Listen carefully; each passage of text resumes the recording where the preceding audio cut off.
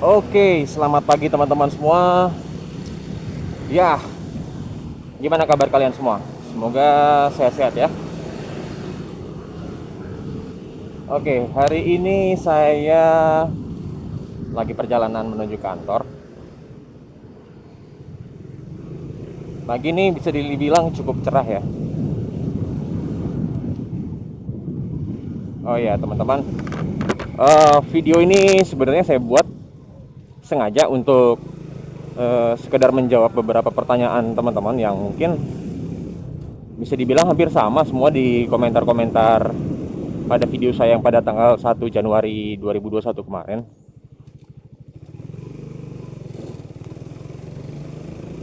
Jadi mungkin saking banyaknya komentar, karena ya memang jujur aja ini baru kali ini penonton saya membludak ini dalam waktu ya semingguan ya, seminggu lah. Bisa dikatakan ini termasuk besar sekali. Jarang-jarang ada yang seperti ini. Jadi saya nggak bisa membalas komennya satu-satu. Jadi ya udah, saya rasa saya jawabnya lewat video aja kali ya.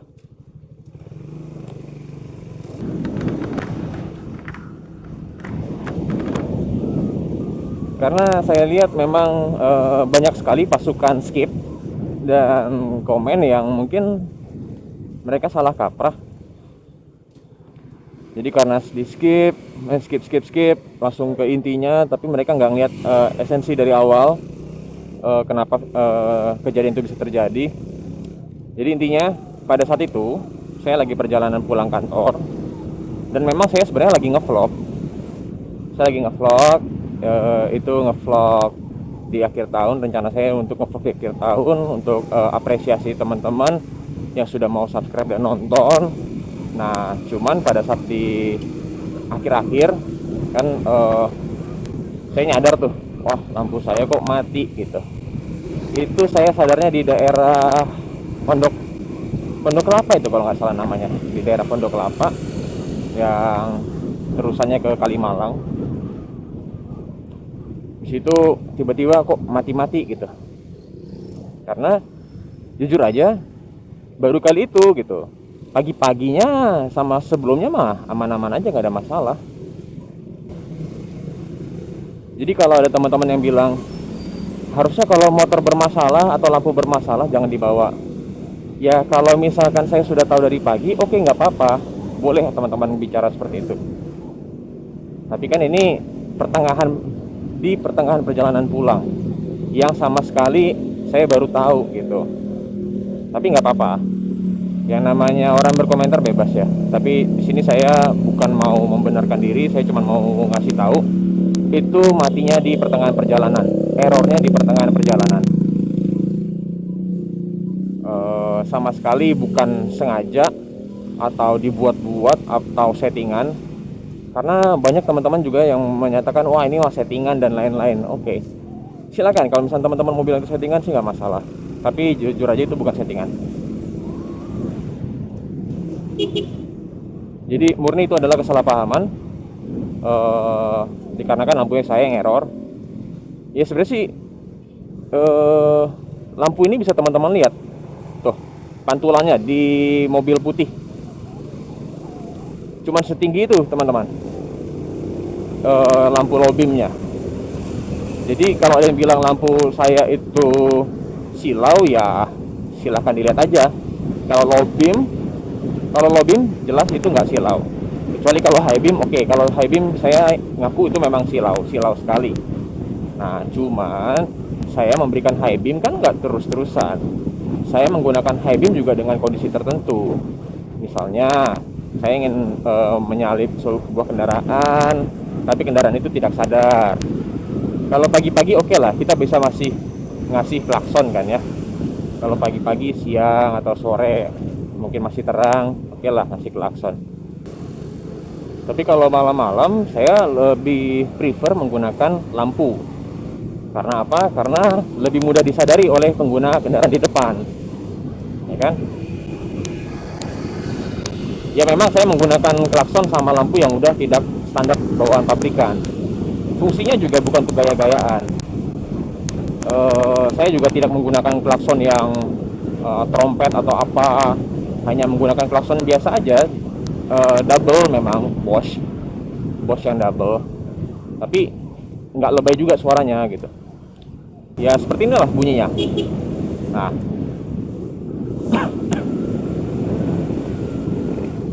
intinya masih masuk dalam hal wajar lah bunyi klakson ini. Lalu untuk lampu ini memang saya bikin khusus karena memang jalur saya pulang itu tidak semua daerah memiliki penerangan yang bagus. Jadi penerangannya nggak semuanya bagus. Ada juga yang gelap. Jadi saya rasa kalau misalkan saya menggunakan lampu standar, penglihatan saya agak kurang gitu loh, agak terganggu. Dan sama sekali ini bukan untuk gaya-gayaan. Kalau untuk gaya-gayaan pasti lampu saya bikin warna-warni, saya kasih angel, diamond eyes dan lain-lain. Tapi enggak. Ini hanya lampu HID biasa. Saya kasih proyektor ya. Fungsinya proyektor dari HID ini untuk memfokuskan. Jadi mungkin banyak teman-teman yang tahu HID itu lampunya nyebar, terang sekali, silau, mengganggu pandangan dari lawan arah. Oke, itu betul. Tapi beda lagi kalau misalnya proyektornya HID-nya sudah diberikan proyektor. Itu sangat-sangat beda. Beda sekali. Karena sinarnya itu sudah difokuskan. Sinarnya itu sudah dibiaskan dengan bantuan lensa dan mangkok proyektor, sehingga ada cut off-nya. Nah, dari cut off itu membuat sinar HID tidak silau bagi pengendara lawan arah. Tapi kalau misalnya high beam-nya dinyalakan, ya itu memang benar-benar silau sekali gitu. Bagi pengendara lawan arah itu silau sekali.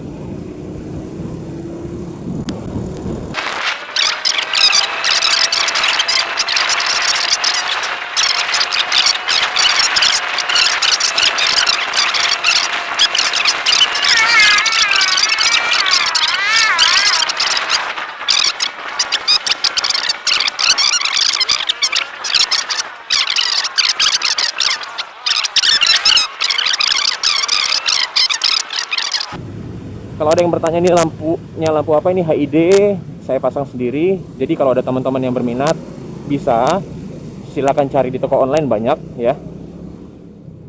Tapi ingat jangan lupa pakai proyektor supaya tidak menyilaukan lawan arah gitu pada saat low beam. Nah, bagi teman-teman yang tidak berani memasang sendiri bisa main-main ke grupnya Proji Lovers. Gabung aja di situ. Namanya Proji Lovers di Facebook. Di situ banyak suhu atau master yang jago retrofit kendaraan, baik motor atau mobil. Bisa langsung dihubungin saja, ditanyakan saja. Cari yang rumahnya atau bengkelnya dekat dengan rumah kalian. Nggak murah kok. Paling siapin aja dana sekitar 600 sampai 1 juta. Itu untuk lampunya aja. Untuk biaya pasang saya juga kurang tahu ya. Setiap bengkel atau setiap master di situ punya tarifnya masing-masing. Lalu ada juga yang bertanya, ini motor apa? Ini motor Shogun Axelo Suzuki ya, bukan Supra. Lalu ada juga yang bertanya, ini pakai kamera apa? Saya menggunakan kamera Action Cam Yicam. Ini Action Cam Yicam yang 4K Y2, bukan yang 4K plus ya, masih 4K biasa.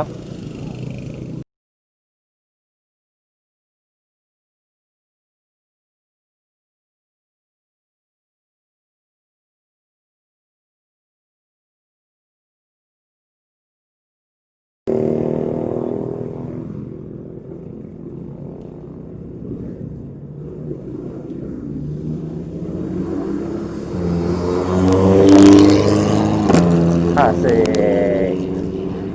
Nah, itu baru namanya Bang Jago keren. Nah, mantep ya.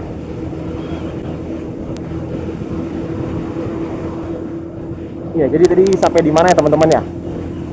Intinya ini lanjutin vlog yang tadi pagi.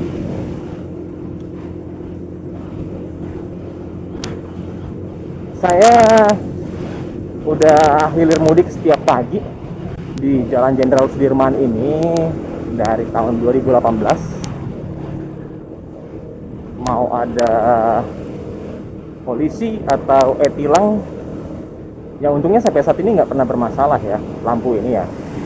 Lampu saya untungnya nggak pernah bermasalah, nggak pernah mati-mati, nggak pernah, ya intinya nggak pernah error untungnya. Jadi saat ini pun juga teman-teman bisa lihat ya, lampunya aman, sudah saya perbaikin. Dan walaupun banyak polisi berjaga di sini juga, ya untungnya sampai saat ini saya belum pernah di stop polisi hanya gara-gara lampu ini. Karena saya juga menyeting lampu ini tidak sembarangan. Saya juga memperhatikan jarak jatuhnya sinar, jangan sampai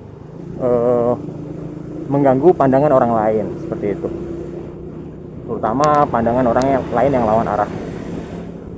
Itu tadi teman-teman bisa lihat kan, di situ ada polisi jaga-jaga. Nah, itu kalau ada yang melanggar tuh pasti si polisi langsung ke jalan, dia memberhentikan. Dan memang biasanya banyak polisi yang nongkrong di situ. Dan juga di sini.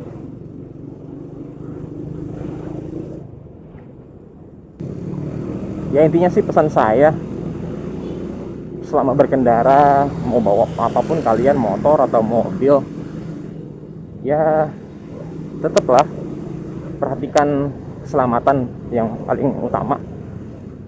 Tetap perhatikan, kita harus saling menghormati antara sesama pengguna jalan, karena jalan ini milik bersama. Kalau baperan, ya mendingan dibuang jauh-jauh baper-baperan itu. Jadi bagi teman-teman yang di daerah juga, ya seperti inilah teman-teman. Kalau namanya membawa kendaraan di ibu kota atau di pinggiran ibu kota, yaitu di Bekasi, mungkin kalian bisa melihatnya seperti saya itu bawa motor selengean, atau dibilang saya ugal-ugalan. Ya bebas teman-teman mau menilainya seperti itu, nggak ada masalah. Tapi ya memang seperti inilah cara bawa. Ya saya kalau misalnya ke daerah-daerah lain juga sama aja, nggak ada jauh beda. Dan kalaupun dibilang ngebut, ini saya bilang motor nggak ngebut. Relatif sih ya ngebut itu.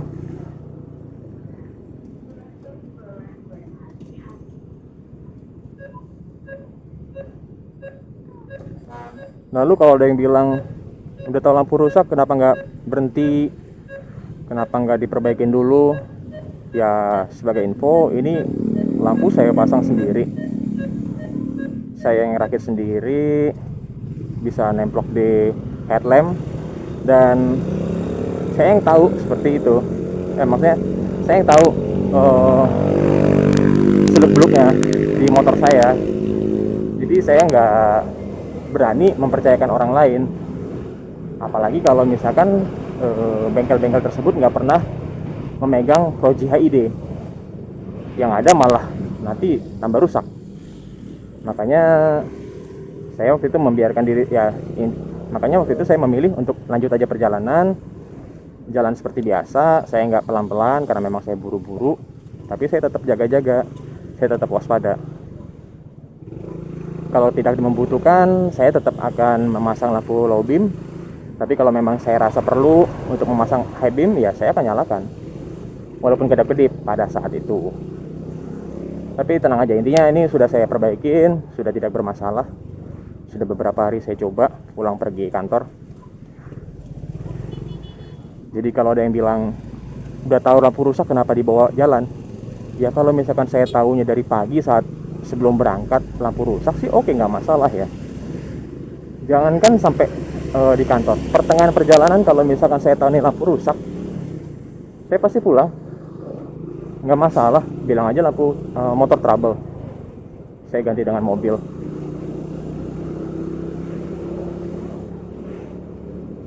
Karena menurut saya lebih enak jalan di Jakarta ini pakai motor daripada pakai mobil.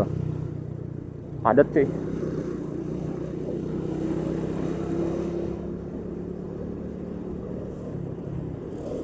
ya, bisa teman-teman lihat segitu tuh cut off cahaya lampunya, rendah banget. Karena memang saya settingnya sesuai dengan kebutuhan perjalanan saya aja. Saya juga nggak terlalu kencang-kencang banget. Saya cukup jarak 20 meter saya kelihatan juga udah cukup gitu. Sebenarnya bisa lebih jauh lagi, cuman takutnya terlalu ke atas, apalagi kalau saya boncengan.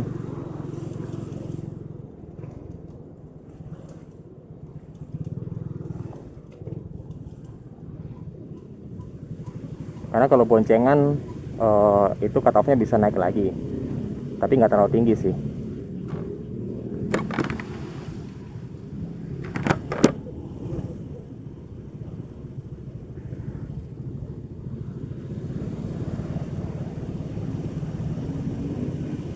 Mungkin ada teman-teman yang bertanya, wah kok bisa ya lampu HID tetap lampu HID sudah menyala tapi voltase tetap tinggi.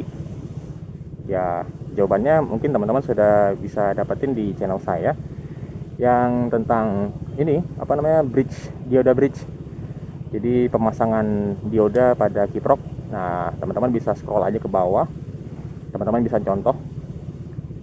Itu yang saya lakukan supaya motor saya pengisiannya tetap bagus, tetap tinggi pengisiannya, voltasenya tetap tinggi dengan bantuan dioda bridge itu.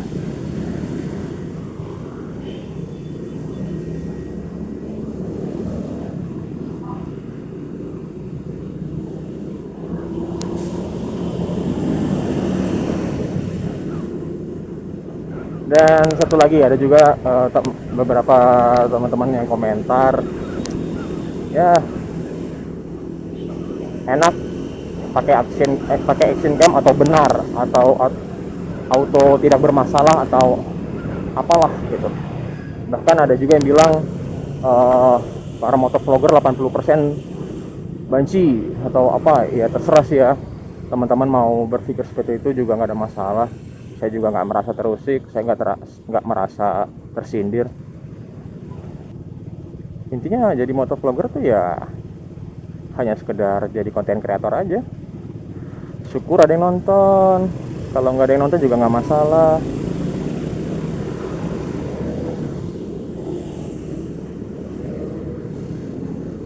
Toh saya buat seperti ini juga sebenarnya hanya untuk iseng-iseng aja, iseng-iseng berhadiah.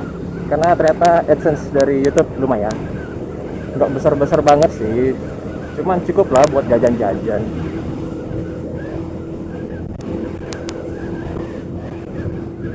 Tapi sebagai informasi, sampai saat ini dari bulan September sampai sekarang saya masih belum gajian. Ya namanya juga project iseng-iseng. Anggap aja ini sebagai pendapatan passive income ya. Sedikit demi sedikit lama-lama jadi bukit kan. Nah bagi teman-teman yang mau memulai motovlog, nah nggak apa-apa, ditiru aja, bebas kalian mau jadikan konten baku hantam kalian di jalan juga nggak masalah.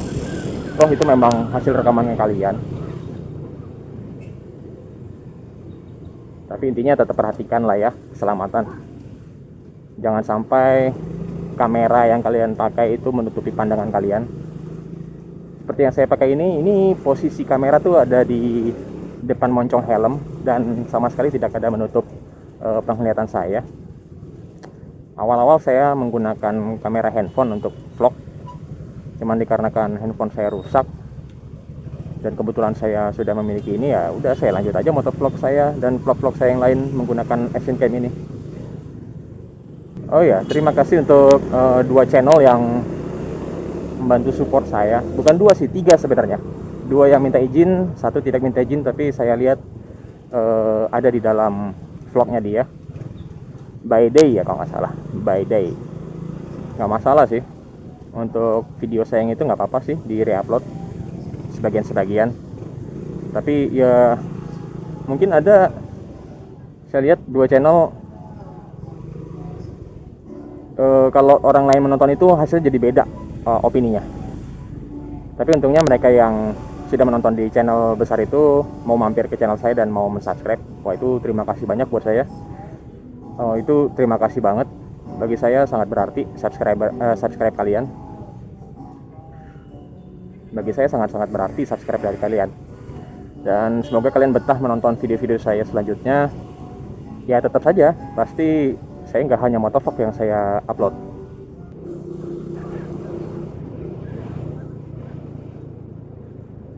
Jadi kalau ada teman-teman yang mengharapkan update dari kejadian kemarin atau part 2-nya, ya mohon maaf, memang sampai saat ini belum ada. Cuman itu aja, dan saya juga sebenarnya nggak mau apa ya, panjang-panjangin permasalahan itu. Cukup saya upload sekali udah, dan saya harap bukan hanya dia yang tergelitik, tapi semua orang yang menonton, yang orang emosian, yang orang temperamental, semoga kalian semua tergelitik. Mohon bagian tergelitik ya perhatikan caranya dia bersikap di jalan. Jangan sampai emosi kalian itu mengganggu atau membahayakan orang lain atau sesama pengguna jalan. Oke, jadi itu aja pesan dari saya. Terima kasih bagi yang sudah mau menonton video ini sampai selesai. Silakan diklik like apabila kalian menyukai video ini, dan tidak masalah juga bagi kalian yang tidak menyukai video ini, silakan klik dislike. Dan bagi teman-teman yang baru saja datang ke channel saya, jangan lupa untuk di subscribe supaya kalian bisa mendapatkan informasi apabila saya mengupload video terbaru. Oke, sampai jumpa di video saya selanjutnya. Dadah.